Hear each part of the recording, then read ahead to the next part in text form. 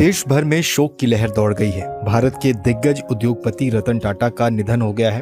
उन्होंने मुंबई के bridge candy अस्पताल में अंतिम सांस ली। रतन टाटा 86 साल के थे। पिछले कुछ दिनों से उनकी तबीयत खराब चल रही थी।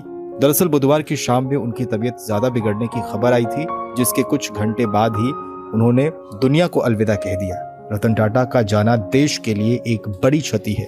हालांकि उन्हें देश कभी भूलेगा नहीं। उन्होंने देश के लिए एक से बढ़कर एक कई बड़े काम किए।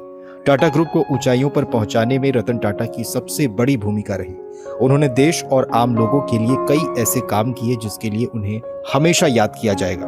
रतन टाटा एक दरियादिल इंसान थे और मुसीबत में देश के लिए हमेशा तैयार रहते थे। इससे पहले सोमवार को भी रतन टाटा की तबीयत बिगड़ने की खबर आई थी, जिसके कुछ घंटों के बाद खुद उन्होंने सोशल मीडिया साइट एक्स पर पोस्ट किया था। इस पोस्ट में उन्होंने लिखा था कि मेरे लिए चिंता करने के लिए आप सभी का धन्यवाद। मैं बिल्कुल ठीक हूँ, चिंता की कोई बात नहीं है। मैं बढ़ती उम्र से जुड़ी बीमारियों की रूटीन चेकिंग के लिए अस्पताल आया हूँ, लेकिन देश को ये दर्द अब हमेशा रहेगा कि वो इस बार अस्पताल से नहीं लौट पाए और हमेशा के लिए अंतिम यात्रा पर निकल पड़े।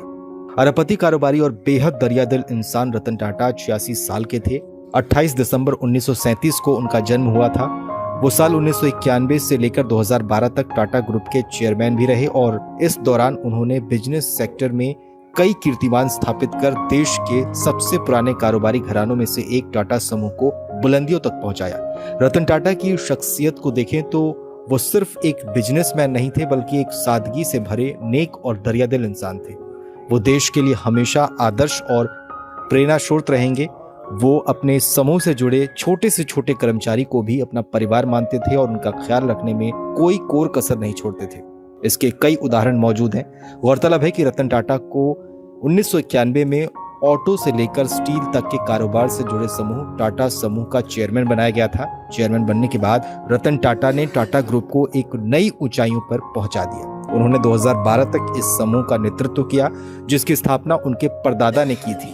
1996 में टाटा ने telecom company Tata tele services की स्थापना की और 2004 में टाटा कंसल्टेंसी सर्विसेज को मार्केट में लिस्ट कराया था।